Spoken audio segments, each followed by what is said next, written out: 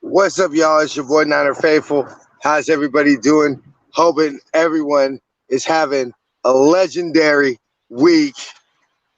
Everybody knows what's up. It was Beat LA Day, Sunday. Sorry, y'all. I had this perfect, and then I had to plug in my headphones. It was BLA Day on Sunday, the best kind of victory Sunday. It was Victory Monday. Yes. Victory Monday. Victory Monday. Yeah. And now we're on to Victory Tuesday. Hey, baby, how you doing? Good to see you. Everybody say what's up to the Mrs. Niner Faithful Radio. Shut up. Anyway, my boy's over there talking smack. So, Niners win 24-16. Amazing game. Before we get much into it, of course, I have to bring him in. The Steve to my Jerry, ladies and gentlemen, Mr. Adam P. 49ers Insiders. Shut up. What's going on, brother? Thanks What's for up? having me on as always. Yes, sir. So can we get a celebration of pretty much me and Adam staying faithful and tooting our own horn a little bit, if I dare say, that told y'all the season wasn't over. Huh. Yep. Kind of we were funny prepared. how, we were prepared. We were prepared for anything. It is our job. Of course, it is our job to be realistic and to analyze this team and try to give y'all the best fan objectiveness we can give you. Obviously, we're not super objective. We are Niner fans, but we try to give you the best objectiveness we can. We can be faithful, but doesn't mean you got to be complete homer about it. And if it was somebody from our own fan base watching, or somebody from the other fan base watching, at least both sides can do one of these. Just kind of shrug and be like, yeah, all right, that's kind of what we talk about. But I will toot my own horn a little bit. What I say were the most important notes, which, if anyone's out there watching, you could be like, no shit, Sherlock. But I will toot my own horn a little bit. I said, take the lead, control time of possession, run the ball, run the play actions and everything out of it. And I said, we got a chance. And literally speaking, we pulled up the stats yesterday. We'll probably do so in a minute again. We dominated the time of possession. Yeah. They did better running based off of yards per attempt. But obviously, our goal was simply, like I said, keep the lead, keep their offense off the field, and make them kind of come back from behind. And that was it. Look, it's like I was telling everybody. I was talking to Travis, the CEO and founder of our new sponsor, which we'll go ahead and make an announcement in a second. I was talking to him yesterday. I said, what we saw and Sunday before the game, I said, look, we need to play 49ers football. And what we saw yesterday was us playing 49ers football. We right. Got the lead. We came out aggressive. I remember I got quite emotional and quite fired up last week during the preview show when I talked about the want to and the desire that I wanted to see out of this football team. I saw it yesterday. Or I'm sorry, Sunday night. I saw it Sunday night. Yeah, we came out. I had a feeling we were going to win as soon as that first drive happened. That was impressive. Mm-hmm. Is after that first drive, I said, this is going to be one of those football. If we lose, I said, this will be one of those football games that I'm pissed immediately after. And it's the reason why I don't do the post-game show.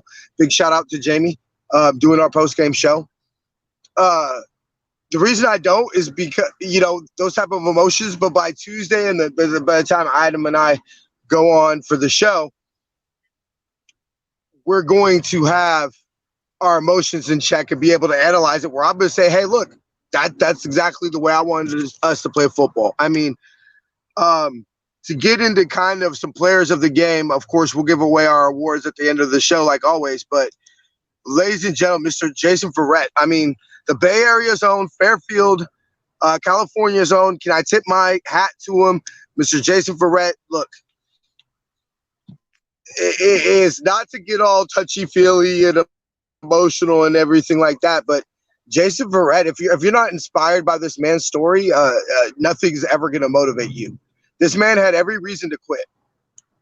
This man had every reason to back it in. He said he almost did. He almost did, of course. Yeah, and look, nobody would have blamed him. Nobody would have blamed him. Would you have blamed literally the home field team that was competitive? But yeah, I agree with you. Yeah, exactly. I might have packed it in myself. I'm not gonna lie. I'm not gonna sit here and lie to y'all. So to have the confidence and the swagger, and he did if you listen to his interview that he did, that's on the Niners YouTube and all the social medias and all that. He spoke about the dark times that he was in, and where he had to go through and the mental toughness, and that's why honestly we talked about this a little bit yesterday. You can't take Jason Verrett off the field. Yep. Yeah, I think, and we heard about it in training camp too, that he was in position to have possibly the starting role. And of course, gets that hammy pull, and that kind of allows Emmanuel to actually go in and start. And obviously, he eventually gets injured himself. So it's like it almost kind of seems like destiny, and not even a 180. It's like things came back around like 360 for him. Like he got essentially two different opportunities when you least expected him to. But I totally think when Sherman comes back, and hopefully that's eventually soon. I mean, at the end of the day, I know things are going okay right now, and thank God for Jason Verrett. But I mean, let's be honest. Like hopefully when we get back guys like Ronald Blair and the pasture starts kind of coming along a little bit. Even though they held their own obviously against the Rams, and like I said, that was impressive. It was an overall team effort.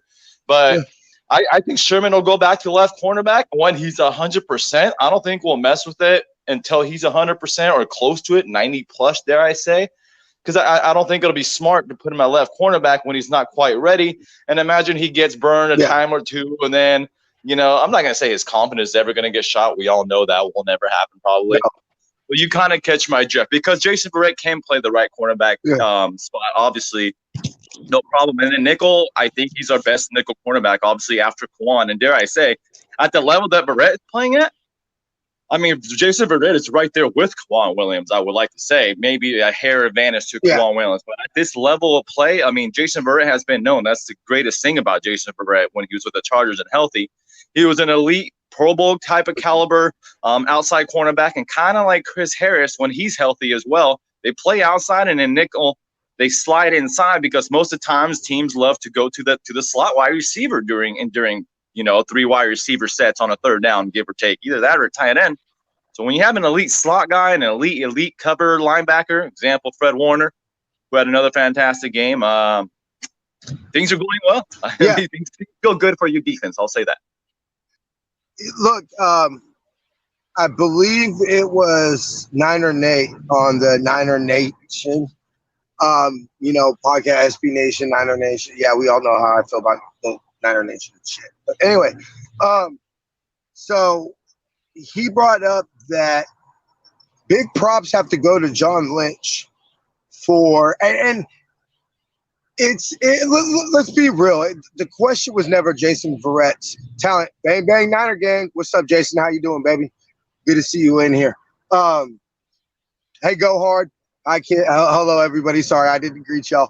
Me and Adam kind of just jumped out into it. If you can't tell, we're super pumped up to talk about this game. But it's dare I say how, let's not be mistaken, the D-line is what carried the football team, especially defensively last year. Dare I say, can the secondary carry this defense this year with obviously the regression that the D-line is going to take? And look, we'll talk about the D-line here in a little bit, because it was not the world's greatest performance. But I think the reason we're not sitting here really talking about it and leading off with it is because of secondary, right. And I think what you saw for the first time this season is what with Emmanuel Mosley, who's clearly our second best, really our third best corner, because Jason Verrett, Richard Sherman are our top two corners. you basically saw our not fifth, sixth defensive back on the roster start games, and you saw the level of the secondary that we've grown accustomed to since last year. Obviously, Right. you know, I don't think Jimmy Ward had the world's greatest game. I'm a little concerned with this play this year, but I dare say it that this team can go as far as the secondary can take it. Is that a Super Bowl championship? You know what? Let's see. I'm excited to go see against New England.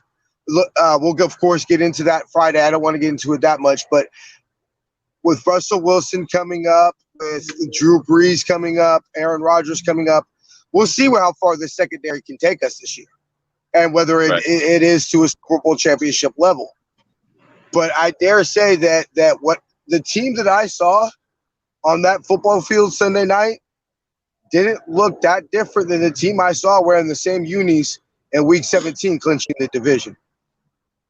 Yeah, I think you bring up great points, and like you said, let's go ahead and throw all that Super Bowl talk on the damn side, because I know that was the obviously expectation for this year, but at this moment, especially being in essentially kind of doubt of the season, and when we said like this game is going to very well indicate versus the Rams of how the season can possibly look like. I said, can we pull off an upset? Yeah. We essentially came in agreement that yes, once again, take the lead, do all those type of deals, and then said at worst, being prepared for the worst. We said if this game ends up being a blowout, and we're on the losing end of that blowout, I said this season is done. And I said worst comes to worst. At least we wanted to see, even if it was a gut punch, you're essentially right there in it to win it. Maybe we didn't capitalize on another opportunity or two, like we lost a game against the Cardinals and Eagles where we could have possibly won it, but we didn't. We would have been able to accept that. We've been like, man, 2-4 will be tough, but at least we didn't get slapped around and essentially get put a dagger into the season as far as any playoff hopes go. So, that was just simply, we're getting praise like in some of the sports shows and everything. I haven't watched all that much today. No, but they were talking about other teams. They were talking about other teams and injuries. And it's like, well, Kyle Shanahan is not complaining about injuries. He's getting it done. So literally, it's funny how one game, and it's kind of the same for Jimmy G.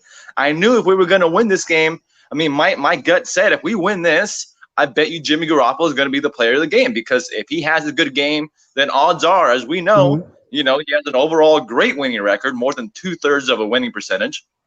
If I'm not mistaken, I would like to say it's above 67% as a starter. If not, it's damn well close to it. So you get my point. So it was just great to see. And then the Patriots are coming off a loss. Cam Newton said it's not the time to press the panic button, but we all know that damn Bill Belichick, he's probably on crystal meth and won't sleep at all this entire week trying to prepare for us. And he's tweaking he already over has a game plan for the Super Bowl. He knows Kyle Shanahan. Yeah. And so let's not – we'll, of course, get into the Patriots, on Friday and everything like that. I actually need – for the first time, I'm really going to try to dig in deep, because this is a team that, we don't – let's put it this way. This team's completely different than the last time we played them. It's going to be a fun and even the Patriots. Oh, it's going to be – I'm super juiced, as I am for every game. Y'all know this. It could be the game of the year between the 49ers and Patriots for our own particular teams. I think it can be a very great matchup in it. 49ers, they got 6 Super Bowls, we got 5. This is also like a betting on your own team, for not necessarily pride. I don't know, more so bragging rights a little bit. Jimmy Garoppolo revenge game, all that kind of BS. Even though Tom's not there anymore. About a lot about the colors, and of course we have our nice shameless plug. We have our red for royalty, gold is for glory t-shirts, hoodies, pretty much everything you could possibly want available at NinerFaithfulRadio.com for a shop. But he talks a lot about the colors and what it meant to put on those colors and what you represented when you put on that gold helmet with that SF logo.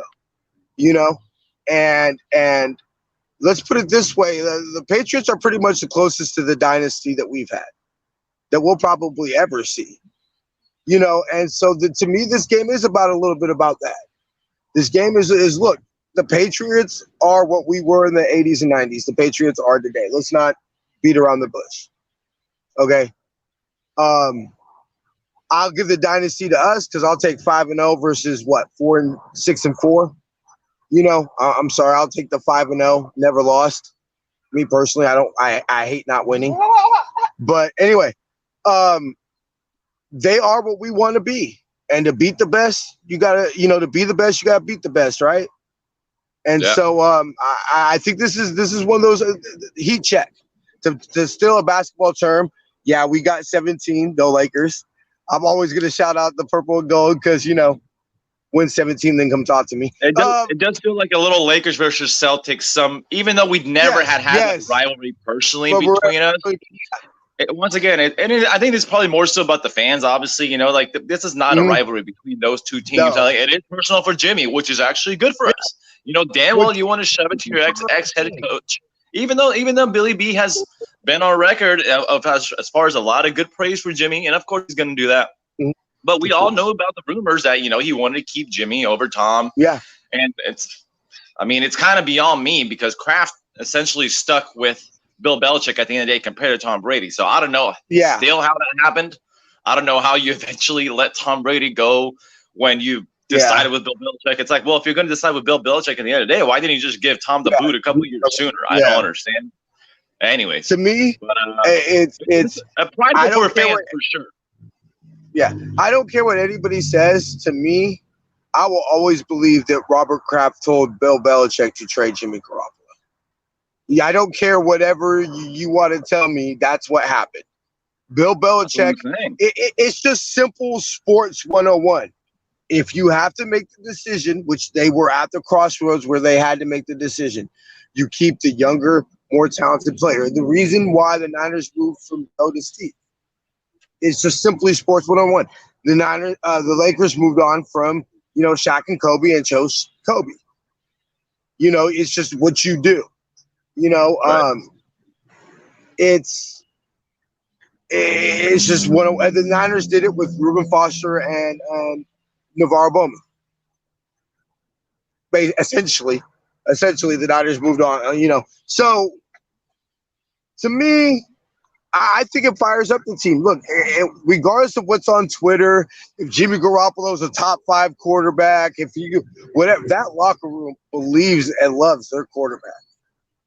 Yeah, and great game, great bounce back game. That's all we wanted to see, and that's huge. Like, he's gonna go. Sorry to cut you off there. We're gonna go as far as he kind of goes as well. We know Shannon will do his thing, he's a quarterback. 264 yards, if I'm not mistaken, 3 touchdowns. He had a QBR. Excuse me. Yeah, QBR, I believe, of 90 to 92, a passer rating of over 100, close to the 110 range. So it was a fantastic game. Okay. And the offensive line, once again, the offensive line still not all the way there. Shout out Daniel Brunskill. Finally kind of showed like we saw last year at guard, and ironically against the Rams, because he started at right guard against the Rams last year. Held his own. Somebody did something and brought out the beast out of. He looked like, dare I say it, close to a Pro Bowl caliber right guard yesterday. 2 days ago. If you shut out Aaron Donald, you deserve to get a look at a Pro Bowl. He shut down. Aaron Donald was it not? I was going to wait a little bit because this one's going to get me, a little juiced because of but I wore this T-shirt for a reason, okay? Anybody who follows me on Facebook knows I wore my Jimmy G. Cool's jersey because I believe in our quarterback because the man just wins. And so to me, we're starting to learn who Jimmy Garoppolo was. Let's be realistic. 2017, he comes in for 5 games. The Niners were forced to make a decision. They chose to go all in for Jimmy G. Cool. I think it was the right message to send. Hey, we believe in this quarterback. I think it helped to recruit free agents. Richard Sherman talked about it, and so I believe in him. 2018, we get 3 games of Jimmy. He blows out his knee. Then all of a sudden we see 2019, Jimmy takes, we're in the Super Bowl. Now we've saw essentially 2 full games and a half, or essentially really 3 full games, 2 halves and 2 full games of Jimmy Garoppolo in 2020. We're starting to learn who he is, good and the bad. Okay, This is the objectiveness of me. Jimmy Garoppolo is not freaking Aaron Rodgers, okay? He's not Tom Brady. Let's be realistic in what he is. But he's 30, I believe now 34-0, or 34 consecutive starts without losing back-to-back games. Are you talking about Jimmy? So 24-0 maybe? 24-0 maybe? So what? However, is he at 34 career starts? Excuse me, my bad. You could be right. It almost didn't sound quite properly. Anyway, so it doesn't matter. So, but the point is the man doesn't lose back-to-back games. Okay, right? We saw the statistic about when he threw a pick, which, by the way, Jimmy's only thrown 2 on the season. Okay. Yeah. 4 or 5 starts, so right? which was clearly he wasn't right. Clearly those throws were not Jimmy Garoppolo. That was his bad ankle. Okay. So we're starting to learn the good things. This man wins. And so is he gonna have, can he go toe-to-toe with Drew Brees for a game? I think he proved that. I think he proved that. Is he gonna, have the career of Drew Brees? Hell no. Come on, Drew Brees is one of the greatest quarterbacks to ever lace him up. You feel me? Yeah. But can he win you a Super Bowl? Yes. Yes. One completed pass. To be fair, Drew Brees didn't become elite till he was 28, I would probably say. Yeah. Kind of right around Jimmy's age. After how many starts? So can we? Yeah. So we're starting to find out what Jimmy Garoppolo is, the good and the bad. So to me, it's I look at this as an overall big picture, and how I look at it as an overall big picture with Jimmy Garoppolo is, what is he? Is he a system quarterback? Does he benefit from having Kyle Shanahan as a play caller? Hell yeah. Did Joe Montana benefit from having Bill Walsh as his play caller? Hell yeah. Did Steve Young benefit from having Mike Shanahan as an offensive coordinator in '94? Yes. That's the job of a coach and an offensive coordinator, is to put your quarterback in what he does best. And thank God we have 10 big games coming up. We'll be able to know exactly what we kind of have in Jimmy, in my opinion. Yes. Unless something drastic happens and you have to be like, well, X, Y, and Z is the reasons why he didn't do that good. But if he does elite the rest of the 11 games, I would bet my money he's going to be here next year. Because we all know we can move on from him next year. So yes, we'll see. So this is like I've said with so many players on our roster, and why I expected to see that championship fight. Bill Walsh, champions behave like champions before they're champions. And we're not we're NFC champion, but we're not champions. But we have that championship pedigree in us. And so I expected that championship fight, and that's what we saw. We basically, cover your ears, little kids, but we basically show the NFL, hey, we ain't no bitches. We ain't going to go out like no punks. You feel me? We're the especially against a division rival. Remember how I told you the white jersey 94-95 throwback revenge game, jersey game. I think that had a lot to do with a little pride too.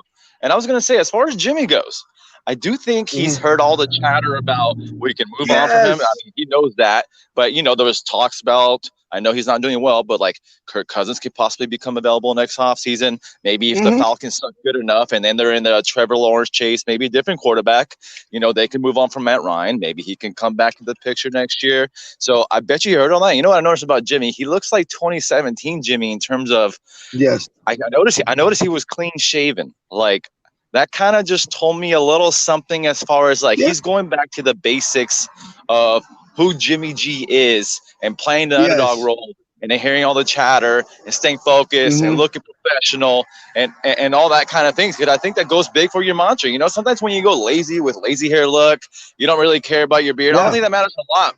But it does tell me, didn't Jerry Rice always used to be clean shaven every single week, right? Jerry was huge. Huge, and you look good. Did Jordan? Exactly. Did Jordan shave every single time? I mean, I know it's his beard, but it just looked like that hungry, prove myself, Jimmy. I'm hearing everything, Jimmy. And we will point this out. And look, I'm a superstitious dude. Big shout out to my boy Jesse for the KB hat. KB, if you or your manager are watching, I know I didn't wear it last week like I promised, but I am a man of my word. I did wear the KB hat. Two Please big come on. catches. Yeah, Couple nice catches last week. we'll get into KB in a second, but I want to finish real quick on Jimmy. Is that it's he's the leader of this team. He's everything you want in a quarterback. He says all the right things, and you know what? I'm a firm believer. Yes, and we're still learning what Jimmy Garoppolo is, but after how many starts we've seen him as a Niner, let's just say as a Niner, right, with Kyle Shanahan and his coach, I think we're starting to develop an opinion of him. And good or bad, and everybody has their opinion. Look, I'm here to say, if you ever hear any words I ever say on the show, I believe in you. Number one. Number two is, if you don't want you don't want to be criticized as a player, you're playing the wrong position for the wrong franchise, homie. I know you saw it with Tom Brady and everything like that, but you're in the red and gold, bruh. Our quarterbacks are the GOATs. You feel me? And the GLOAT. You feel me? Right. We have legends in this franchise. Okay. Tom Brady is all the 10-11 games are so exciting. So anyway, just my little shout out. But to get to KB, can we stop acting like KB is a number one receiver? I think that I love that KB drives to be 1,000-yard receiver. That's what drives him. He wants to be the number one target and everything like that. Okay. Right. You obviously see anybody who's watched the show with any consistency. Adam and I built the KB bandwagon. Obviously, I'm wearing the man's hat. We're huge KB fans, but he's a number 3, elite number 4 receiver. We've said this on the show many, many a times. What we saw of KB is what he is. 2 crucial, amazing catches. Look at the Dolphins game, amazing touchdown. Look at the Aints game, 2 amazing touchdowns right there. And then he's going to have a drop, a crucial third down drop, and that's what you expect out of your number 3, number 4 receiver. I mean, am I, please, if anybody disagrees with me, please, feel free to, holler at us in the comments and everything like that. But I mean, that's what I think. We've seen KB for 4 years. I think it's pretty clear to see he's a good number 3. He's a clutch third. Obviously, not so much, looking so hot after that, but go hard. Oh, never mind. We already did that, highlighted that comment. But, I think it's clear to say that he's an elite number 4, a good number 3. He's a good red zone target. Jimmy seems to have a rapport with him on third downs. Is he replaceable? Yes. Do we want to replace him? No. I'm perfectly fine with them signing KB to a long. But if I'm not mistaken, he did come around after the drop and had a couple nice chain-moving catches, right? If I'm not mistaken? Yes. So thank God for that. Trent Taylor had one catch, but I think he got a nice little first down. I was like, thank God. I mean, and that's been a little surprising. I guess. Sorry to drift off, but go ahead. No, I was just going to tell you, I think you and me were on the same page right now talking about Trent Taylor. I don't know what the hell's going on. I mean, it reminds me of like what is going on? Like him. Yeah. I mean, if I were to tell you, especially with the injuries, like Kendrick Bourne and Trent Taylor, Dante Pettis have combined for X amount of yards so far through 6 games. I mean, I think everybody would have went on the over originally is where I'm getting at. And it's way obviously under with all 3 of those guys combined. And I don't know. I get Shanny's on a different level. I think behind the scene is and I think that's why we bounced back so much. I think he's I think he tore them a new foot down, but I think he's also sending messages. Once again of if you're not doing what I want on 5 plays, you got to do this every single play. And I think that's why you're not seeing Trent getting that's why you notice Pettis being inactive X amount of games. That's why you see Trent Taylor not getting the ball as much. I don't know. Is it a run liability maybe in the running, in the run game? That's why he's not on. But I mean, I think that's what it is. I think Dante Pettis is not giving them what they want in the run game because Kyle Shanahan is known to be on his receivers' asses when it comes to blocking. Right. That's a Niner tradition. Why do you think Trent hasn't played as much? Is he simply still knocking off rust, or he's simply not getting the separation that he used to be able to get? I mean, what do you think it is? Shanahan has something. I think Shanahan's just moved on. You know, I believe that you had to take him. He had a great camp. He was one of the best 5-6 receivers. You know, so of course you're going to take him. But I think that Kyle Shanahan has learned his lesson and said, you know, we obviously know Richie James is on this team for his return ability. And essentially Trent Taylor is let's call him what he is at this point. He's a reliable, hey, Trent, we don't want any return yards. We don't need a big play. We just need somebody who's not going to bust a Kyle fucking Williams. Excuse my language, y'all. Y'all know I have to cuss when I say that man's name. Cost us a fucking Super Bowl. So you'll never convince me otherwise. So it's, to me, that's what he is. And that's great. Trust me. We need somebody who I know will catch the football in a punt. That's fine. But Trent Taylor's going to lead the Niners in receiving yards. He's going to be a third down beast. I mean, look, we'll see towards the end of the season. You know, we're 6 games in. You know, so we'll see. You know, I got faith. Hey, let's see it, Trent. You know, maybe some people need to be challenged. Yeah, you know, I think he just has to prove himself because at this point, I think that role fits him well. To touch on the point you made earlier about, and I think Kendrick Bourne is essentially now he's a big slot. He's a big slot like right now.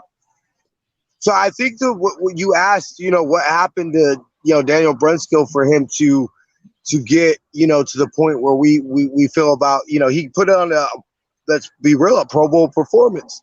He shut down the best D tackle in the league, or at least helped that had a big role.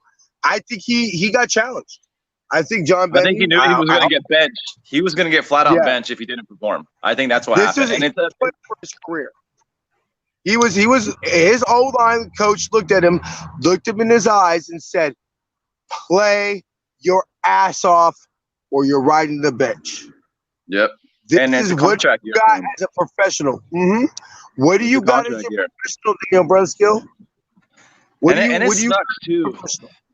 And it sucks that Ben Garland, of course, the game finally as the offensive line improves and Daniel Brunskill has a great offensive game, obviously, great blocking game. He was good in the run game. It sucks that Ben Garland now is going to freaking go on injury reserve, and hopefully he can come back in a month.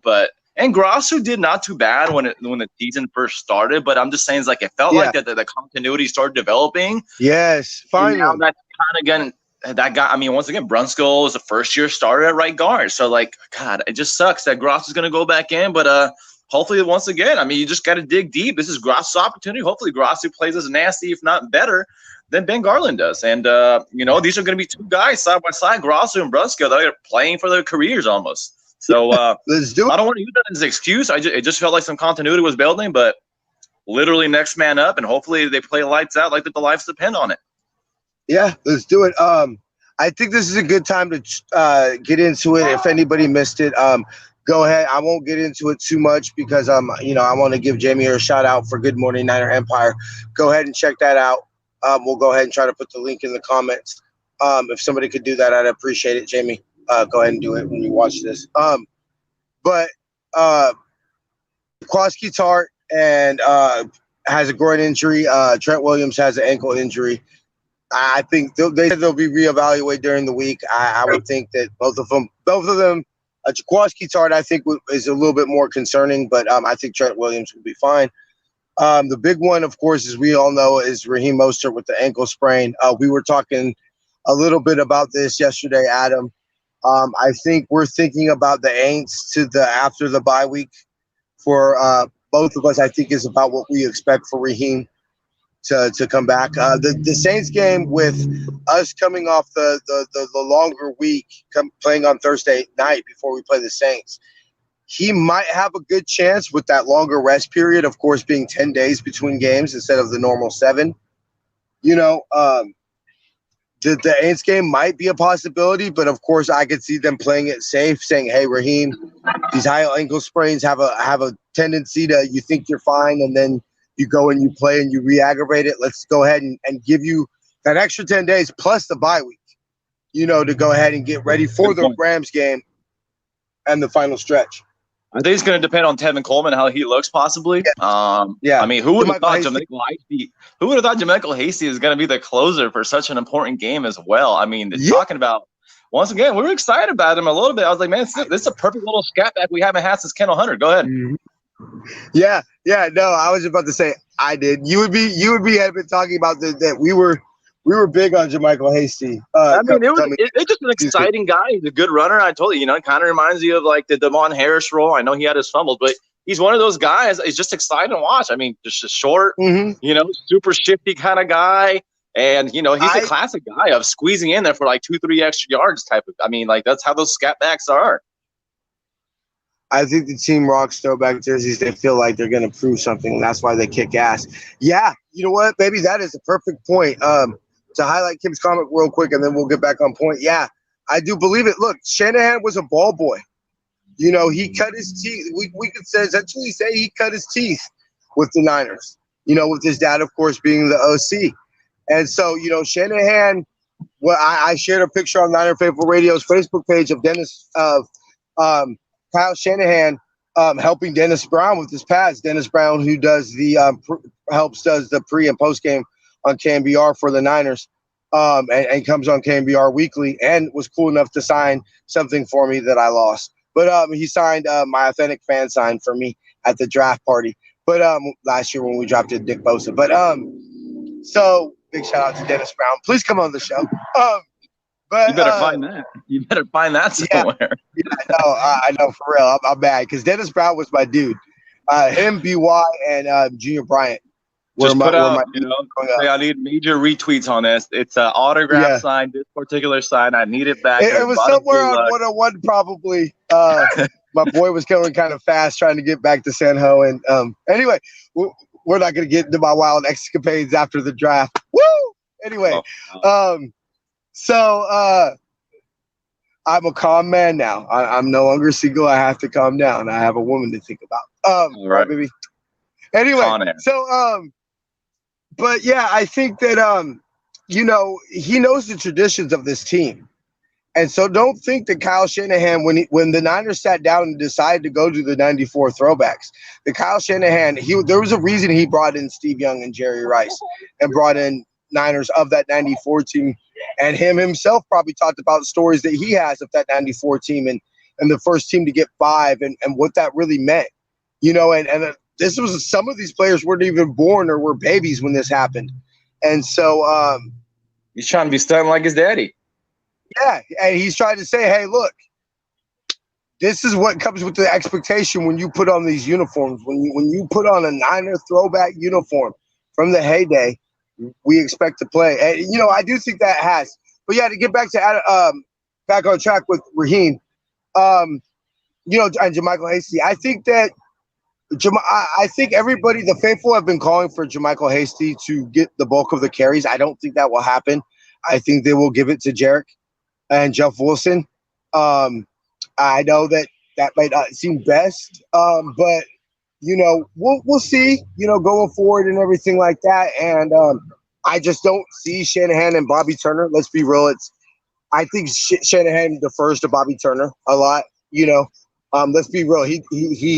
The organization moved on from Tom Rathman to bring in Bobby Turner. I think that tells you how highly Kyle Shanahan respects Bobby Turner. Right. And Turner's going to be able to say how the running backs look throughout the week, leading up to game day and everything, because obviously Turner works with them and sees them a lot more than Shanny does. Yeah. I'm sure Shanny takes his peeks. Obviously he runs the offense, but yeah, I think we agree on that. And, it's going to depend. Jerick McKinney hasn't been ruled out. I think he's going to end up playing, if I'm not mistaken, right? I mean, it doesn't seem like I've heard rumblings that he's like on his way out, but sure, he'll probably be a little questionable. But I expect a 3-way split. It's going to depend on the formation. For example, are we going to rely on JaMychal Hasty pass protection? Probably. Possibly. I don't really think so. So I think it's just going to depend on classic. That depends on the personnel package, really. The hot hand. Shanahan will. Hot hand. Third and down, third and long, third and short. It could be second and short. Second and long, play action. I don't know. I think it's just going to depend. But yeah, I agree. At the end of the day, depends if we have a lead. If we're coming from behind, behind. I'd probably like to say JaMychal Hasty will probably get more. I mean, shit, I don't even know really. Jared McKinney doesn't look as fast as he used to, but I mean, obviously that guy is still coming along a little bit as well, in my opinion. But I mean, once again, JaMychal Hasty. I mean, it was partially due to injuries, but boy, do I miss Tevin Coleman though right now. I'm not even gonna lie. Let's be honest. The guy was a starter against the Vikings until he got hurt against the Packers, and then Raheem Mostert went off. Go ahead. Yeah. 1 second, we have to acknowledge. Mama says that she's pretty sure Dennis will come on if I ask. I will ask Dennis Brown to come on, Mama. And we always have to stop the show to say, hi, Mama. I miss you. We always have to say hi to Mama Debbie because without Mama Debbie, there'd be no Niner Faithful Radio. Hi, Mama. I miss you. Oh, I got a surprise for you too, Mama. I'll message you. But I think you're going to like it. Because I got it for you when I saw it. But anyway. So, yeah, I think that we'll see. It's Shanny we trust. I think we saw – I think that even Shanahan, you know, some of the questions he was asked on KMBR and everything. I remember talking to Kim in one of our many conversations that we have,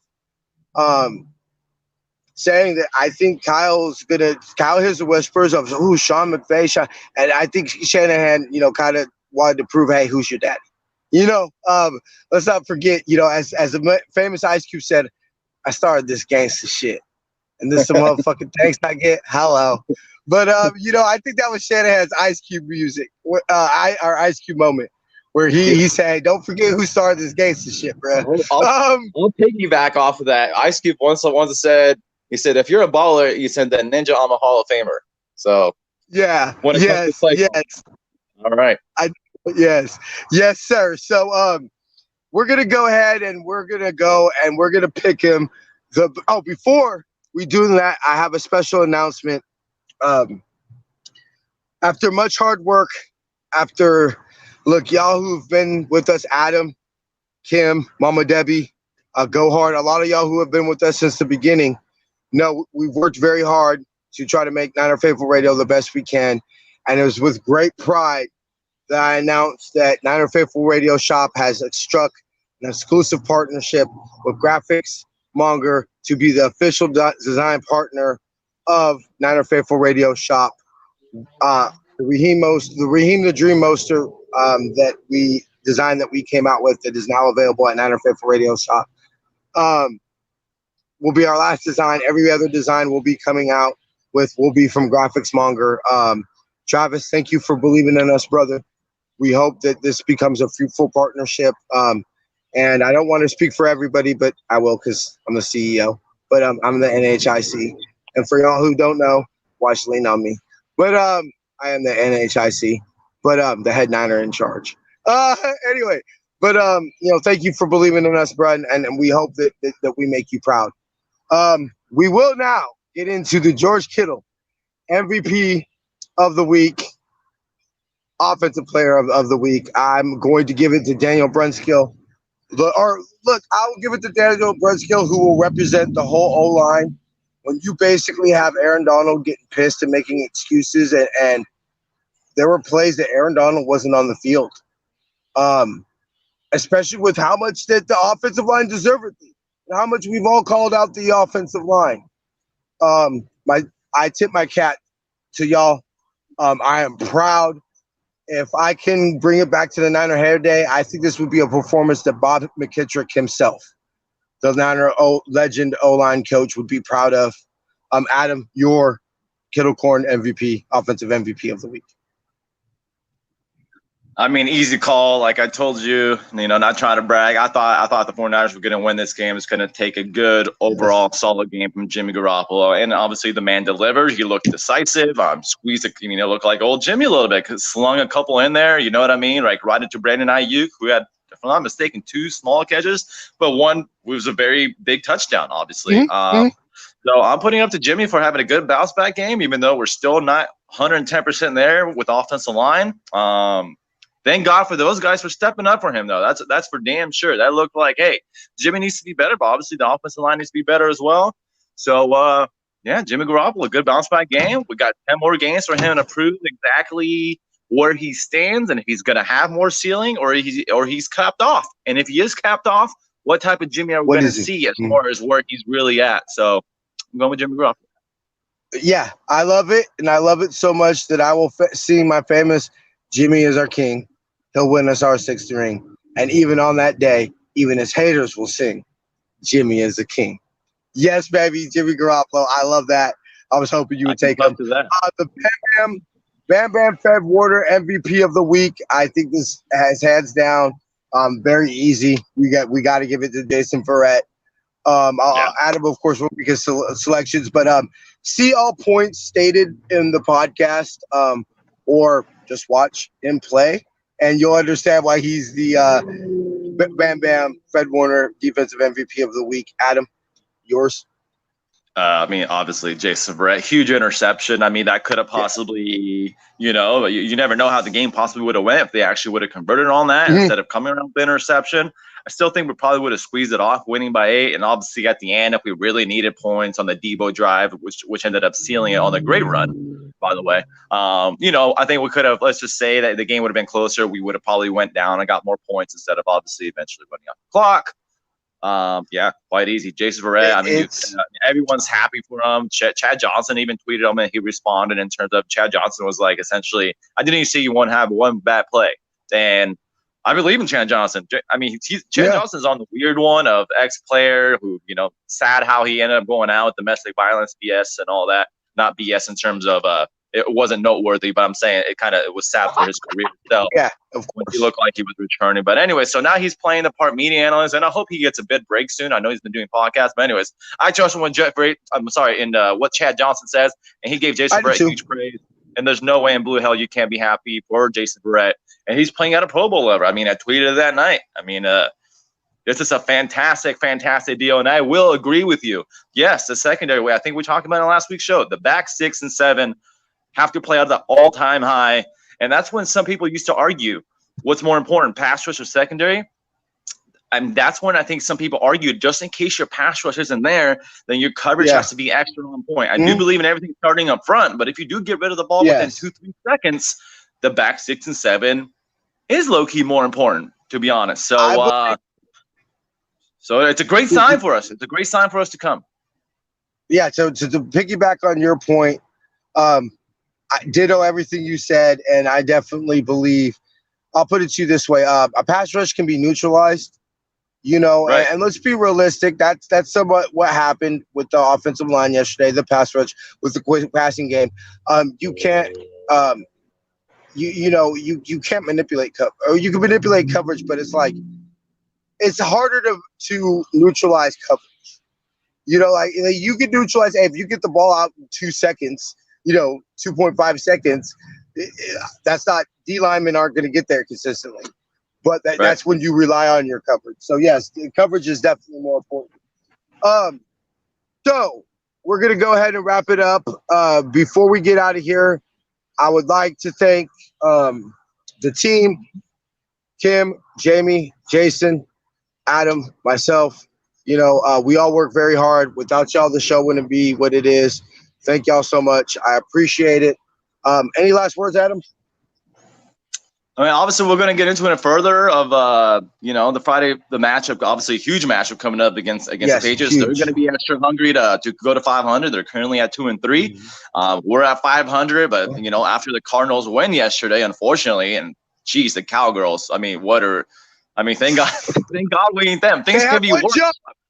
We could be the Cowgirls right now. I thought the Cowgirls were going to go into the game and actually had a solid chance to win, and they got the doors completely blown off of them by the Cardinals. And the Cardinals didn't even play that great, I felt like. So just extra weird. But anyways, they're at 4-2. The Lambs are at 4-2. Obviously, the Cox are undefeated. So this is a huge game for us as well. We're going to celebrate after 1 week. No way, no Jose. So I'm looking forward to further get into that, and hopefully we'll have some sweet little stats for everybody and see how the teams match up. Yeah, so we'll definitely try to put together a great matchup show for you. I think to wrap up, the final thoughts of this week is, if you ask me what the big difference was, to harp on it, let's just call it the play of the game, possibly so far the play of the season.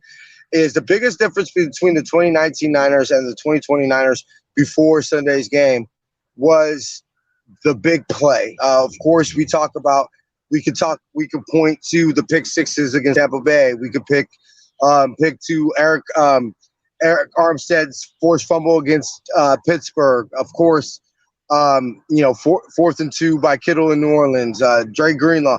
All these plays that those type of plays help carry you to a Super Bowl season. Before Sunday, we were missing. Sunday too. Yeah. Those type of plays are what we saw on Sunday, and that's what we have been missing. And I think that's why you saw us return to the closest we have been to 2019 form.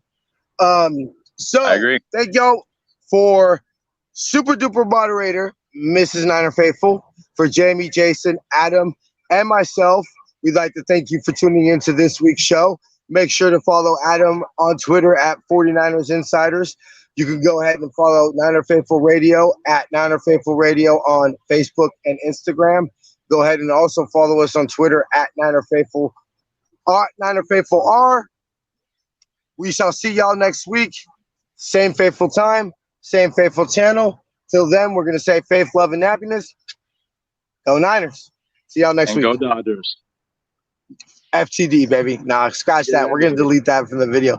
FTD, baby. Go Giants. All right.